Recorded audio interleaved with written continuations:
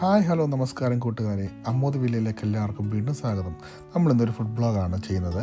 അതിനകത്ത് നല്ല നമ്മുടെ നാട്ടിലൊക്കെ തട്ടുകട കിട്ടുന്ന ചിക്കൻ കബാബ് ഉണ്ടല്ലോ, അതുണ്ടാക്കുന്ന ഒരു റെസിപ്പിയാണ് എൻ്റെ രീതിയിലുള്ള ഒരു റെസിപ്പിയാണ് ഞാൻ നിങ്ങൾക്ക് കാണിച്ചു തരുന്നത്. ഞാനത് ഉണ്ടാക്കി സക്സസ് ആയി, എല്ലാവർക്കും ഇഷ്ടപ്പെട്ടതുകൊണ്ടാണ് ഞാൻ ഈ ഒരു വീഡിയോ ചെയ്യുന്നത്.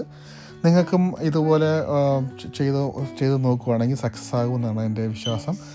സക്സസ് ആയെങ്കിൽ എനിക്ക് മെസ്സേജ് ചെയ്യണം. ഞാൻ അതിൻ്റെ റെസിപ്പിയും കാര്യങ്ങളെല്ലാം ഇപ്പം ഞങ്ങൾക്ക് പറഞ്ഞു തരാം. അപ്പോൾ ഞാൻ ഇതിനു വേണ്ടി 2 കിലോ ചിക്കനാണ് എടുത്തിരിക്കുന്നത്. ആ ചിക്കൻ നല്ലതായിട്ട് കഴുകി വൃത്തിയാക്കി വെള്ളമൊക്കെ കളഞ്ഞ് അത് ഞാനൊരു പാത്രത്തിലേക്ക് മാറ്റി അത് കഴിഞ്ഞിട്ട് ഞാൻ അതിനകത്ത് വേണ്ട ഇൻഗ്രീഡിയൻസ് എല്ലാം പറഞ്ഞു തരാം. അപ്പം നമുക്ക് ഈ ഇൻഗ്രീഡിയൻസ് ഞാനിപ്പോൾ കാണിച്ചേക്കുന്ന കാണുമ്പോൾ ഒത്തിരി ഉണ്ടെന്ന് തോന്നും. പക്ഷേ ഇത് നമ്മുടെ അടുക്കളയിൽ സുലഭമായിട്ടുള്ള സാധനങ്ങൾ തന്നെയാണ്, അവൈലബിൾ ആയിട്ടുള്ള സാധനങ്ങൾ തന്നെയാണ് ഉള്ളത്. അതിനകത്ത് എന്താണെന്ന് വെച്ചാൽ മഞ്ഞൾപ്പൊടി, മുളക് പൊടി, മല്ലിപ്പൊടി, ചിക്കൻ മസാല, ചതച്ച മുളക്, ഏലക്ക, കുരുമുളക് പൊടി, soya sauce, lemon juice, cornflour, ഉപ്പ്, ഇത്രയും സാധനങ്ങളാണ് നമുക്ക് വേണ്ടത്. ഫസ്റ്റ് നമ്മൾ കഴുകി വൃത്തിയാക്കുന്ന ചിക്കനകത്തോട്ട് നമ്മൾ ആവശ്യത്തിനുള്ള ഉപ്പിടുക.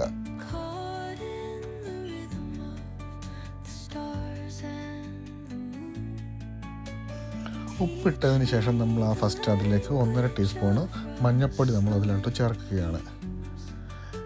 മഞ്ഞൾപ്പൊടി ചേർത്തതിന് ശേഷം അതിലേക്ക് ഞാൻ ചേർക്കുന്നത് അടുത്തത്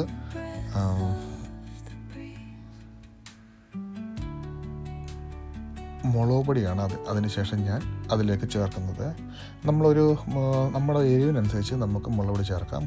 ഞാനൊരു 3 ടീസ്പൂൺ മുളക് പൊടിയാണ് അതിനകത്തോട്ട് ചേർക്കുന്നത്.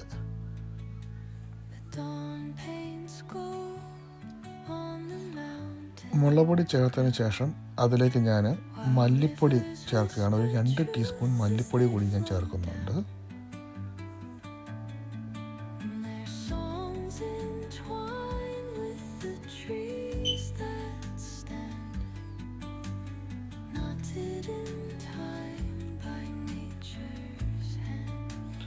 അതിനുശേഷം ഞാൻ 1 ടീസ്പൂൺ കുരുമുളക് പൊടിയും കൂടി ഞാൻ ഇതിനകത്തോട്ട് ആഡ് ചെയ്യുന്നുണ്ട്. അത് നമ്മുടെ എരിവിനനുസരിച്ച് നമുക്ക് കൂട്ടിയും കുറച്ചും നമുക്ക് ചെയ്യാം കേട്ടോ.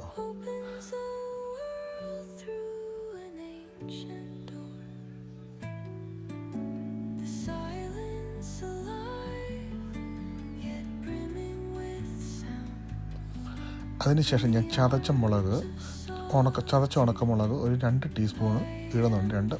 എൻ്റെ ചെറിയ ടീസ്പൂൺ ആയതുകൊണ്ട് ഞാൻ 3 സ്പൂണോളം ഇടുന്നുണ്ട്.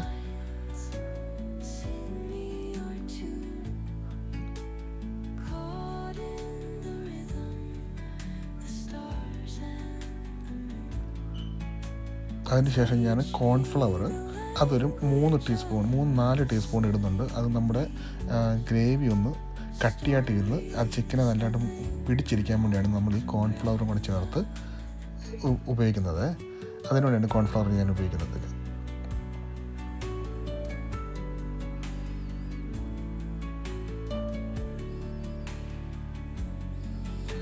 സോയാ സോസ് അതിനുശേഷം ഞാൻ ഒഴിക്കുന്നുണ്ട്. അത് ഓപ്ഷനാണ്, വേണമെന്നുണ്ടെങ്കിൽ ചേർത്താൽ മതി, ഇല്ലെങ്കിൽ വേണ്ട. നമ്മൾ ഇതൊന്ന് ഒരു ബ്ലാക്ക് കളറിൽ നിൽക്കാൻ വേണ്ടിയാണ്. പിന്നെ ഞാൻ ലെമൺ ജ്യൂസാണ് ഉപയോഗിക്കുന്നത്. എൻ്റെ ഈ ലെമൺ ഇല്ലാഞ്ഞുകൊണ്ടാണ് ഞാൻ ലെമൺ ജ്യൂസ് ഉപയോഗിക്കുന്നത്. ഇല്ലെന്നുണ്ടെങ്കിൽ 2 ചെറിയ ലെമൺ 2 എണ്ണം അതിനകത്ത് പിഴിഞ്ഞൊഴിക്കുക.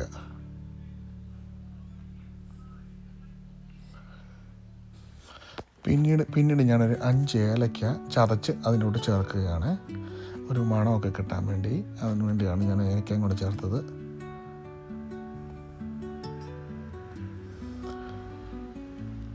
പിന്നെ നമ്മുടെ ഇവിടെയുള്ള പെരിഞ്ജീരകം 1 ടീസ്പൂണ് ഞാൻ അതിനകത്തോട്ട് ആഡ് ചെയ്യുന്നുണ്ട്. ഇത് വേണമെങ്കിൽ നമുക്ക് എണ്ണ വറക്കുന്ന സമയത്ത് എണ്ണ ചൂടാകുമ്പോൾ അതിനകത്തിട്ട് ചൂടാക്കിയിട്ട് വേണമെങ്കിൽ നമുക്ക് ചെയ്യാം. അല്ലെന്നുണ്ടെങ്കിൽ നമുക്ക് ചിക്കനകത്തോട്ട് മിക്സിങ് ചെയ്യാം, അത് കുഴപ്പമില്ല. പിന്നെ അതുപോലെ ചിക്കൻ മസാല ഞാനൊരു 4 ടീസ്പൂണാണ് ചിക്കൻ മസാല ഞാൻ ഇതിനകത്ത് ചേർക്കുന്നുണ്ട്. അതിനുശേഷം നല്ലതായിട്ട് വെളിച്ചെണ്ണ കൂടെ ചേർത്ത് നല്ലതായിട്ട് ഇത് കുഴച്ച് മിക്സ് ചെയ്യും. ഇത് നല്ലതായിട്ട് നമ്മൾ മസാജ് ചെയ്ത് ചിക്കനെ നല്ലതായിട്ട് ഇത് പിടിപ്പിക്കുകയാണ്. നമ്മൾ കുഴച്ച് കൈ വെച്ച് കുഴച്ച് പിടിപ്പിക്കുകയാണ് ചെയ്യുന്നത്. അത് ഇതിനോടകം ഇത് ചെയ്തുകൊണ്ടിരിക്കുമ്പോൾ തന്നെ നമ്മൾ ഇഞ്ചി വെളുത്തുള്ളി പേസ്റ്റ് കൂടി ഇതിൻ്റെ കൂടെ ആഡ് ചെയ്തിട്ട് അതും കൂടെ ചേർത്ത് നമ്മൾ മിക്സ് ചെയ്ത് ഫുള്ള് ചിക്കനെ നല്ലതായിട്ട് പിടിപ്പിക്കുകയാണ് ചെയ്യുന്നത്. പിടിപ്പിച്ച് ഈ കോൺഫ്ലവർ ഉള്ളതുകൊണ്ട് നമുക്ക് ആ ഒരു ഗ്രേവി, അത് നല്ല ഒരു ഗ്രേവി കൂടെ കിട്ടും. ആ ഗ്രേവി അപ്പം ഈ ചിക്കനെ പിടിച്ചിരിക്കുമ്പം നമുക്ക് ഒരു അരമണിക്കൂർ നമ്മളിത് ഫ്രിഡ്ജിനകത്ത് റെസ്റ്റ് ചെയ്യാനും കൂടെ വെക്കുന്നുണ്ട്. അപ്പോഴത്തേക്ക് ഇത് നല്ല പരുവത്തിനായിട്ട് നമുക്ക് വറക്കാനുള്ള പരുവത്തിനായിട്ട് കിട്ടും.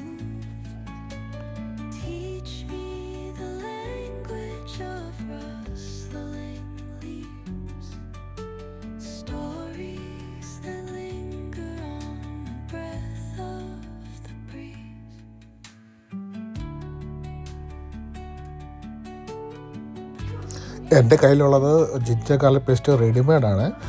നമുക്കല്ലാതെ ഉണ്ടെങ്കിൽ നമുക്ക് ചതച്ചരച്ചെടുക്കുകയാണെങ്കിൽ ഒന്നും കൂടെ ടേസ്റ്റ് ആയിരിക്കും. ഇതിന് ടേസ്റ്റ് കുറവെന്നല്ല, ഇതിന് ടേസ്റ്റ് ഉണ്ട്. അങ്ങനെയാണെങ്കിൽ ഒന്നും കൂടെ നല്ലതായിരിക്കും കേട്ടോ.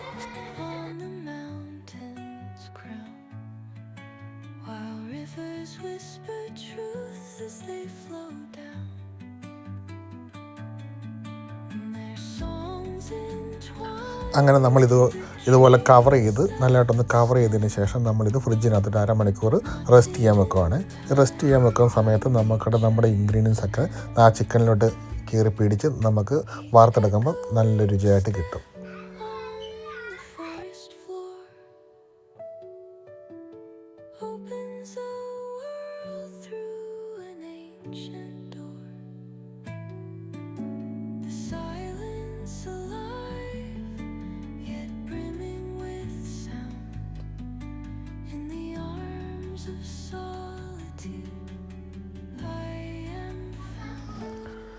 ഫ്രിഡ്ജിനകത്ത് നിന്ന് എടുത്തതിന് ശേഷം ഞാനൊരു ചെറിയ പാനിനകത്താണ് ഇത് വറക്കുന്നത്. നമ്മൾ എല്ലാം കൂടെ ഒരുമിച്ചിട്ട് വറുത്താൽ നമുക്ക് ഇത് മുരിഞ്ഞ് കിട്ടത്തില്ല. നമ്മളൊരു 5 പീസ് വെച്ച് നമ്മൾ ഇടുകയാണെന്നുണ്ടെങ്കിൽ നമുക്ക് നല്ലതായിട്ട് ഇത് മുരിഞ്ഞ് എല്ലാ വശവും നല്ലതായിട്ട് വെന്ത് മുരിഞ്ഞ് നല്ല നമ്മൾ ഉദ്ദേശിക്കുന്ന രീതിയിൽ നമുക്ക് കിട്ടും. ഞാൻ ഒരു പ്രാവശ്യം നോക്കി എല്ലാം കൂടെ ഒരുമിച്ചിട്ട് വറക്കാൻ നോക്കിയപ്പം എണ്ണ പിടിച്ചിരിക്കുന്നതല്ലാതെ ഇത് മുരിയുന്നില്ലായിരുന്നു. അതുകൊണ്ട് നമ്മളൊരു 5 പീസ് വെച്ച് നമ്മളിതുപോലെ എണ്ണയ്ക്കകത്തിട്ട് വറക്കുകയാണെങ്കിൽ നല്ല മുരിഞ്ഞ് നല്ല പരുവത്തിന് നമുക്ക് കിട്ടും. നമ്മൾ ആദ്യമേ ഇതുപോലെ 5 പീസ് ഇടുക, ഒരു വശം വെന്ത് കഴിയുമ്പോൾ അത് തിരിച്ചിട്ട് കൊടുക്കുക. അങ്ങനെ ചെയ്യുമ്പോൾ നല്ലതായിട്ടാകും എല്ലാം വെന്ത് നമുക്ക് അടിപൊളിയായിട്ട് കിട്ടും.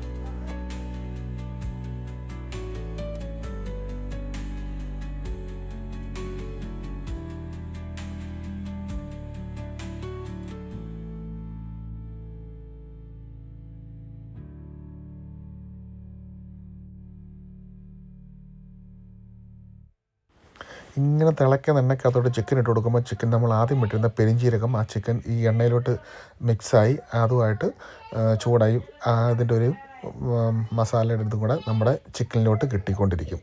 ഞാൻ പറഞ്ഞില്ല, ആദ്യം പറഞ്ഞായിരുന്നല്ലോ, ഒന്നെങ്കിൽ നമ്മൾ എണ്ണ ചൂടാക്കുമ്പോൾ അതിനകത്തോട്ട് പെരിഞ്ചീരകം ഇട്ടാലും മതി. ഇല്ലെങ്കിൽ ചിക്കനെ നമ്മൾ ആദ്യം തേച്ച് പിടിപ്പിക്കുന്നത് ഓൾറെഡി ഇതിനകത്തോട്ട് ചിക്കൻ വറക്കാൻ വെക്കുമ്പോൾ അതിനകത്തോട്ട് വന്നോളും. ഓക്കെ, ഇതുപോലെ നമ്മൾ തിരിച്ചും മറിച്ച് ഇട്ട് കൊടുക്കണേ. എന്തായാലും നമുക്ക് നമ്മുടെ ചിക്കൻ എല്ലാ വശവും നല്ലതായിട്ട് വെന്ത് മുരിഞ്ഞ് കിട്ടത്തുള്ളൂ നമുക്ക്. ഞാൻ ഇതിനകത്ത് ഒരു 1.5 ടീസ്പൂണ് നെയ്യ് കൂടി ഒഴിക്കുന്നുണ്ട് ഈ എണ്ണയ്ക്കകത്തോട്ട്. നെയ്യ് എന്ത് ഭക്ഷണം നമ്മൾ ഉണ്ടാക്കിയാലും അതിൻ്റെ അവസാനം ഇച്ചിരി നെയ്യ് ഒഴിക്കുവാണെങ്കിൽ രുചി കൂടും. ഞാനൊരു യൂട്യൂബ് ചെയ്യുന്ന ഒരാൾ കണ്ടപ്പം ഞാൻ അങ്ങനെ ചെയ്ത് നോക്കിയാണ്. പക്ഷേ എനിക്ക് അതിൻ്റെ ഫലം കണ്ടുകൊണ്ടാണ് ഞാൻ പറയുന്നത്. നമ്മൾ ചിക്കൻ കറിയോ ബീഫ് കറിയോ എന്തുണ്ടാക്കിയാലും അതിൻ്റെ കൂട്ടത്തൊരു ബട്ടറും കൂടെ ശകലം ഇടുവാണെങ്കിൽ നല്ലതായിരിക്കും.